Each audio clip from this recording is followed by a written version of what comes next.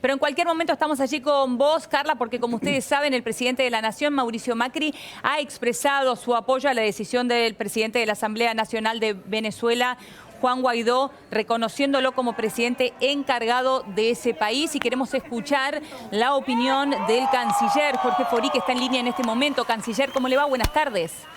Buenas tardes, Eleonora. ¿Cómo está usted? Bien, muy bien. Muchísimas gracias por atendernos. Bueno, canciller, quería escuchar su posición con respecto a la situación que se vive en Venezuela.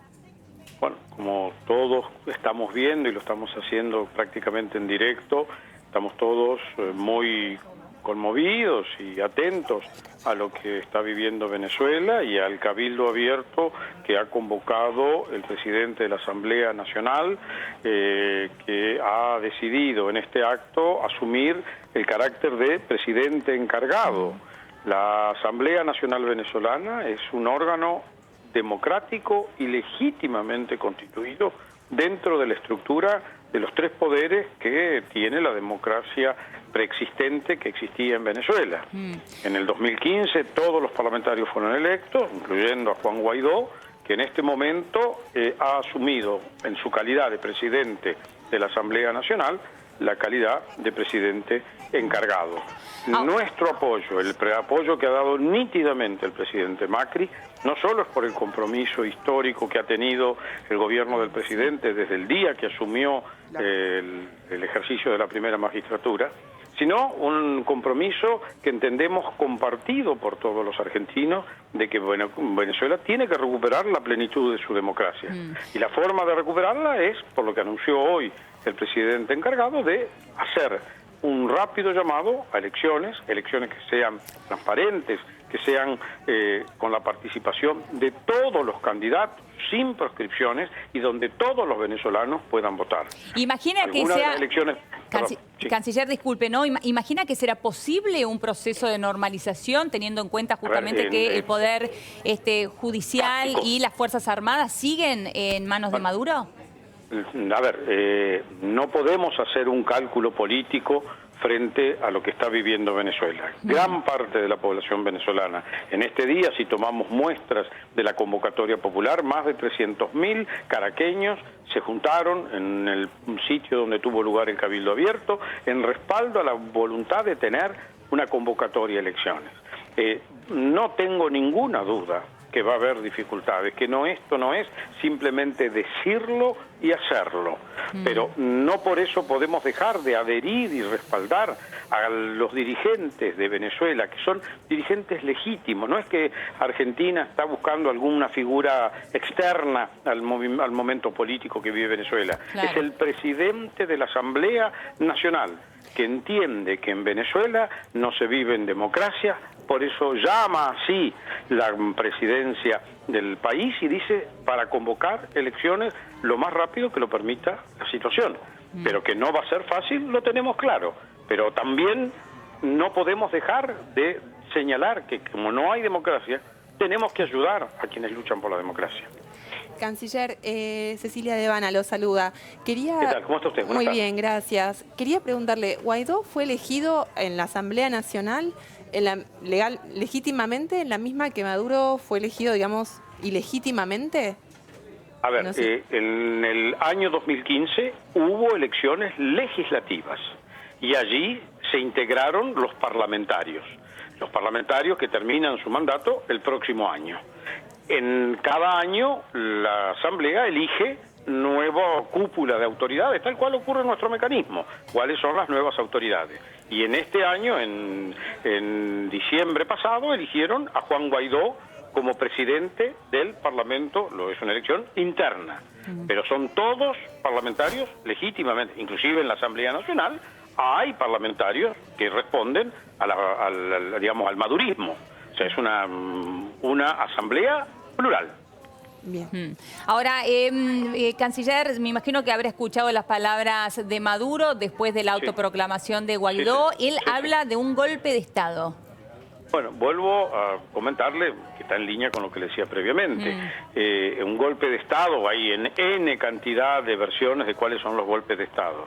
Aquí estamos ante uno de los tres poderes que constituyen la estructura del Estado venezolano, donde uno de ellos, el que representa al pueblo, porque básicamente eso es un parlamento, el Congreso, el presidente de ese cuerpo dice, señores, creemos que no están dadas las condiciones de democracia y que los venezolanos no vivimos con libertad ni con dignidad porque nos faltan alimentos, nos faltan medicamentos. Y este presidente de la Asamblea Nacional llama así el cargo. No es un órgano externo, por decir, no hay una entidad empresarial o una entidad militar, no, es uno de los 3 órganos que componen la estructura del Estado venezolano. Ahora, canciller, usted lo decía hace un ratito, aquí también nos lo decía el analista político Juan Negri, que está con nosotros. ¿Es posible, probable, que la crisis tanto política, social como económica en Venezuela se ponga peor de aquí en adelante? ¿Cómo está preparada la Argentina, ¿no? En cuanto a, justamente recién veíamos imágenes en la Plaza del Vaticano, en la cantidad de venezolanos que ha acogido el país. A ver, por un lado nosotros seguimos acogiendo a los venezolanos que han emigrado. Lo que nosotros querríamos es que los venezolanos pudieran tener condiciones de vida, básicamente libertad, respeto de derechos humanos, comida y medicamentos y trabajo, que los incitaran o los alentaran a quedarse dentro de su propio país. Irse del país como emigrado y refugiado es una de las cosas más trágicas que le pasa a un ser humano. Entonces, que volver a crear condiciones es lo más importante de lo que tenemos que hacer. Mientras dure esta emergencia en que vive Venezuela, Argentina sigue absorbiendo, trata de regularizar documentalmente a todos los que llegan hasta nuestro país. Es obvio que hay lugares del interior de la Argentina donde pueden llegar todavía un grupo de venezolanos porque hay mayores disponibilidad laboral o porque pueden ejercer mejor la profesión con la que llegan. Pero lo que queremos es que no tengan que irse de su país. Y esto lo queremos todos los países latinoamericanos. Evitar que los venezolanos tengan que emigrar. Por eso queremos que vuelva la libertad y la democracia. Canciller, ¿evalúan algún tipo de ayuda humanitaria para Venezuela en este contexto? Todos los países estamos dispuestos a dar no solo asistencia humanitaria, sino a ayudar en la reconstrucción de Venezuela. Pero esto tiene que ser aceptado por quien controla de facto el país, quien controla, entre otras cosas, la frontera, que no ha permitido en los últimos 4 o 5 años todos los ofrecimientos de asistencia humanitaria que han hecho países, que han hecho organizaciones gubernamentales, que han hecho organismos o organizaciones internacionales dedicadas a la asistencia humanitaria.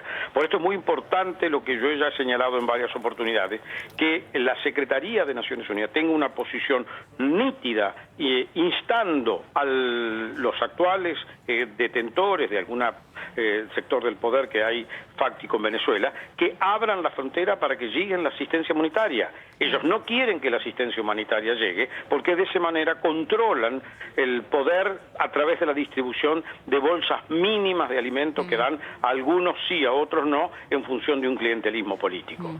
Por eso es tan importante que la asistencia humanitaria llegue, inclusive para ayudar a países como Colombia, que ante esto tienen un éxodo al borde limítrofe con Venezuela extraordinario, gente que busca lo más elemental para sobrevivir, y lo mismo le está pasando ahora al norte del Brasil. Claro, claro.